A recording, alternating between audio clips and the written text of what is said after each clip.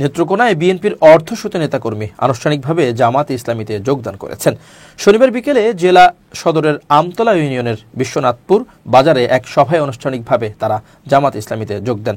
এ সময় তাদের ফুলের মালা দিয়ে বরণ করে নেন জামাতে ইসলামীর ময়মনসিংহ অঞ্চলের টিম সদস্য ও নেত্রকোনা 2 আসনের প্রার্থী মাওলানা এনামুল হক।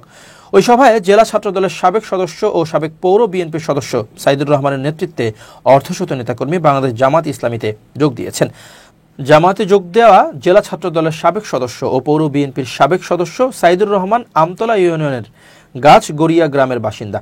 সাইদুর রহমান জানান, আমি ছাত্র জীবন থেকে বিএনপির রাজনীতিতে জড়িত ছিলাম। দুঃসময়ে ত্যাগ থাকলেও সুসময়ে দলে মূল্যায়ন পায়নি।